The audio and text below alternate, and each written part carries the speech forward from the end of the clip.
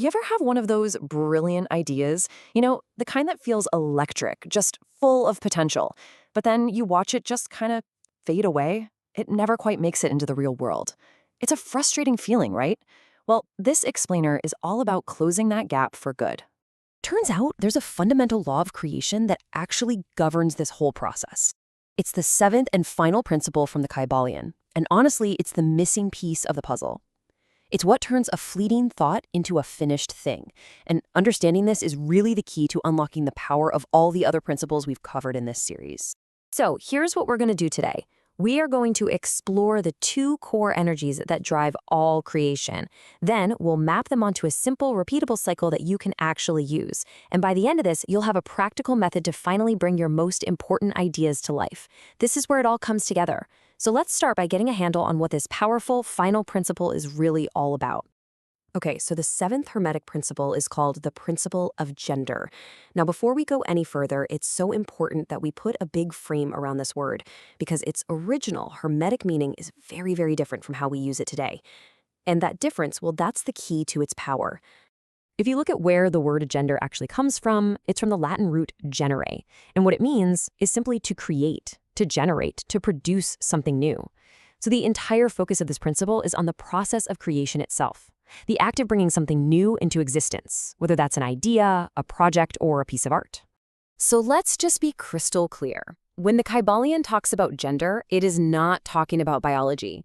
It's not talking about social identity or stereotypes, not at all.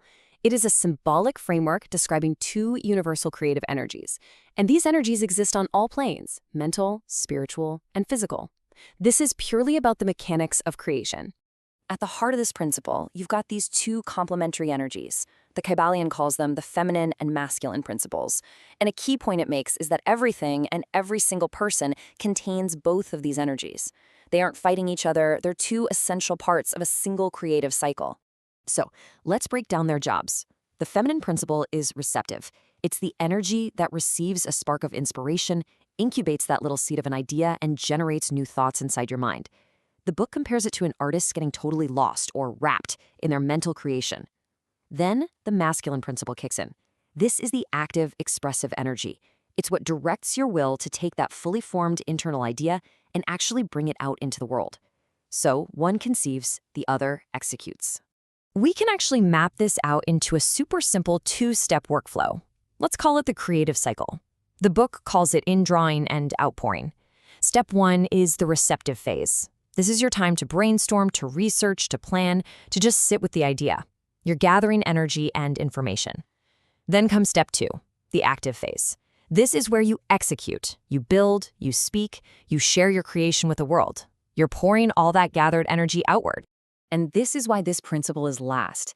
It's so crucial because it's what makes all the others actually work. It's the engine. You see, mentalism gives you the idea, but gender gives you the method to bring that idea into reality using all the other principles like rhythm and polarity as your tools along the way.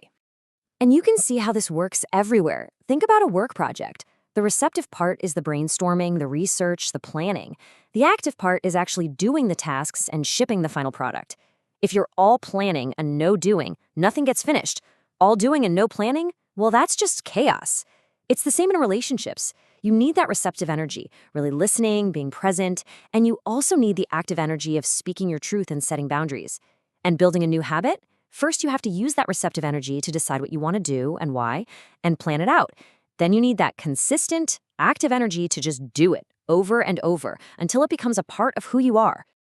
Okay, enough theory. Let's move this from just an idea in your head to something you can actually feel. Here's how you can experience the flow of these two energies for yourself, like today. Here's a really simple practice. First, choose one idea, just one, that you really want to see through. Second, dedicate a specific block of time, maybe just 15 minutes, for only the receptive phase. Brainstorm, plan, outline. The key is do not act. Third, schedule a separate specific time to start the active phase. This is when you'll actually start writing or building or making that call.